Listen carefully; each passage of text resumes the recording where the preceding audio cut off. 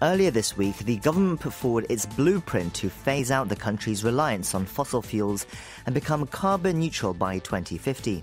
The plan includes compelling high carbon emitting industries to significantly cut their emissions, replace fossil fuels with renewable energy sources, and expand access to eco-friendly vehicles.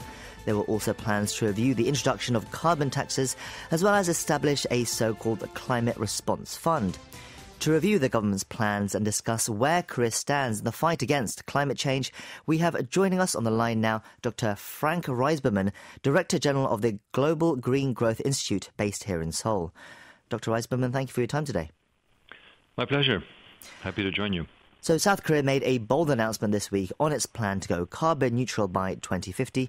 What did you make of the announcement in general? It's excellent. In fact, we've had a number of announcements this year that really put Korea in a leadership position in the climate area. First, of course, in July, the president announced that the response to the COVID-19 pandemic would be a digital and green deal. At that time, we said, well, that's great, but it is not a very clear target. And then on the 28th of October, the president, right after China and Japan made the similar announcement, announced that the country would go net zero by 2050. And now the government has followed up with the beginning of some concrete measures. So we are very excited that this is moving in the right direction and quite rapidly.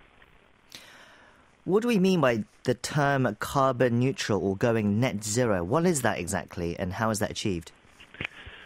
Well, we know by now that we are emitting too many greenhouse gases in the atmosphere. That causes climate change impacts that we want to avoid. And the scientists have come out with many reports to show how rapidly we have to reduce the emissions. And the easiest way to summarize that is that by the year 2050, the world as a whole should really have reduced the carbon emissions to zero. So countries are now one by one committing to have at least their net emissions, meaning they might still have emissions, but at the same time those could be offset by, for instance, growing trees that also take carbon out of the atmosphere, so that net they have zero emissions, and that's also called carbon neutrality. And then it's how rapidly, so it should happen at least by 2050, and that's the commitment the government has made. Carbon neutrality or net zero by 2050. You said you were very encouraged by South Korea's announcement. What policies specifically from the government's roadmap stood out for you the most?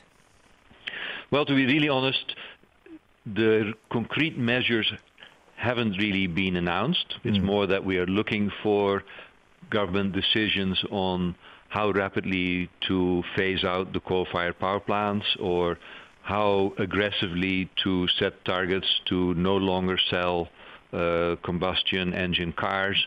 Those concrete measures haven't yet been announced, but this was more the beginning of a whole work program where the government makes it clear that they are serious, but I think it will take a few more months, maybe a few more years before very concrete policy goals are clear.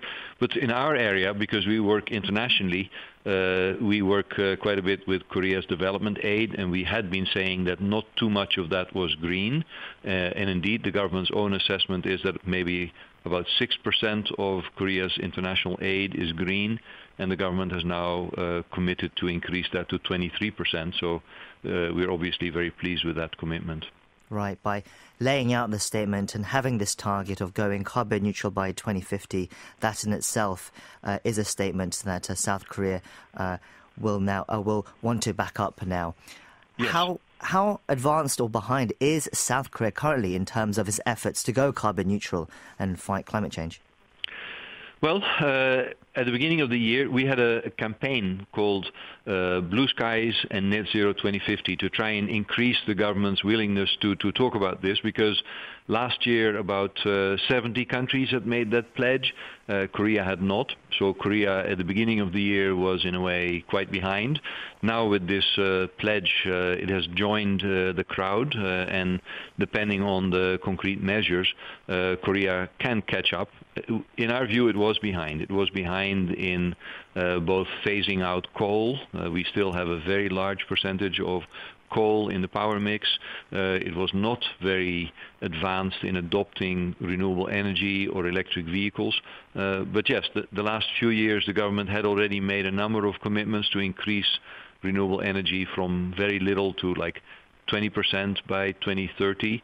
And our response at the time was, we're going to find that that is not going to be enough, but just a useful first step. And yes, as the government works through what it will take to go carbon neutral by 2050, we expect that just like in other countries, in Europe, for instance, you see countries that are now at 50-60% of renewable energy in their mix, for instance. Similar things will need to be decided and implemented for Korea as well. You mentioned how Korea was behind. Then how realistic is this goal of trying to become carbon neutral by 2050? You mentioned coal there. There's, I understand, 40% of the nation's power is still being produced by coal. Is it possible to replace all that with renewable sources such as solar and wind?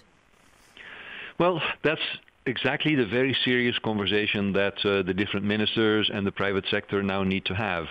And we have heard a lot of people in Korea say it's not possible, it's too challenging. But when we look at other countries, the UK, for instance, that is now chairing these climate discussions, the host of COP26 next year, they also had almost 50% coal only about 15 years ago, and that has been phased out to almost zero, replaced by primarily wind energy over a 10-15 year period.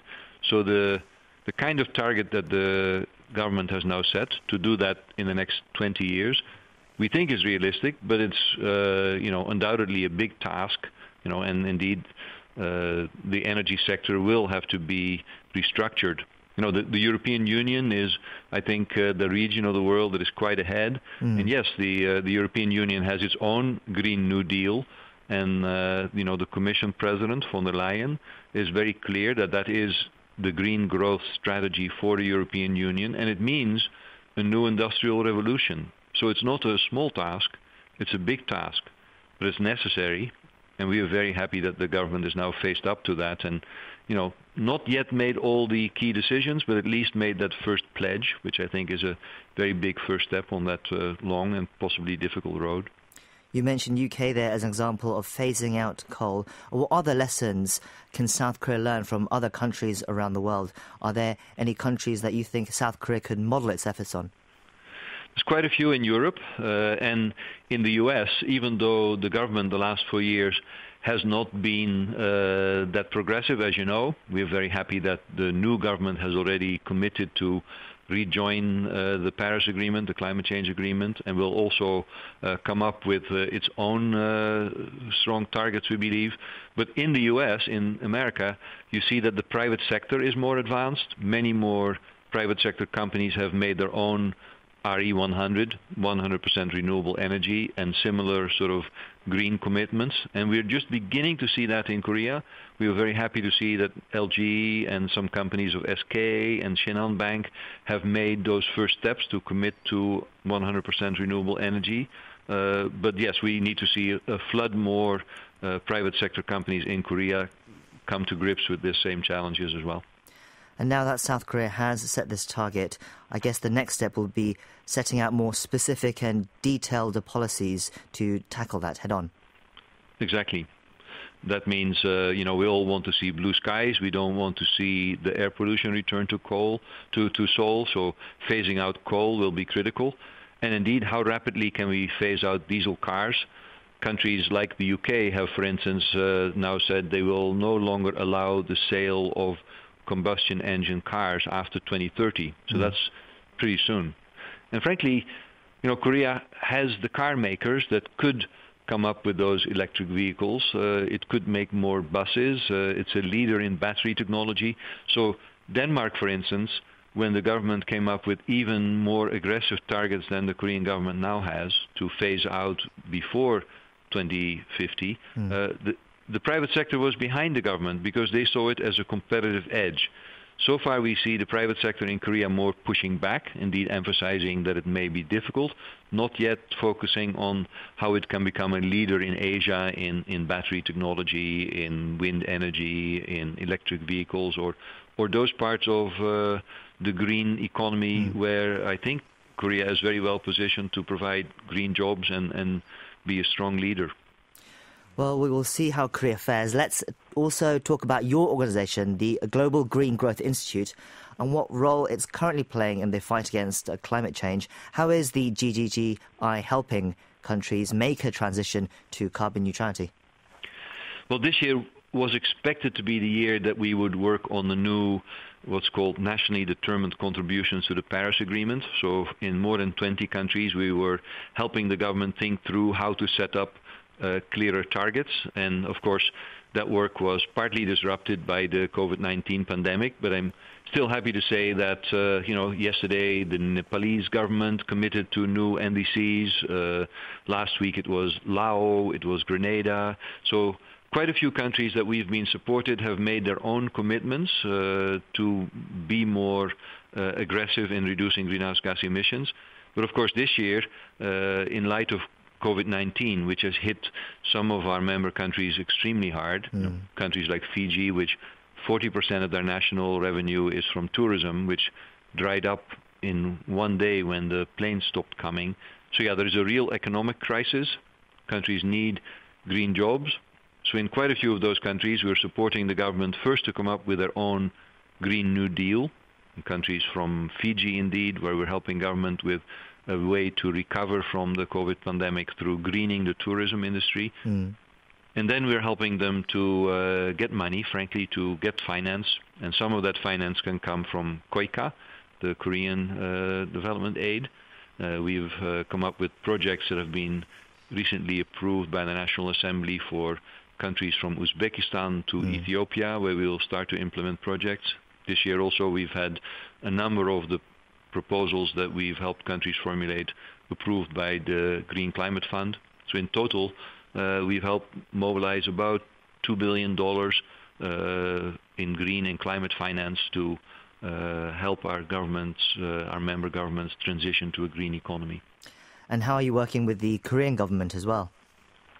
Well, our host government ministry is Ministry of Foreign Affairs, that is very generously making available our so-called core support that pays for our office here and, if you like, is a base support for GGGI.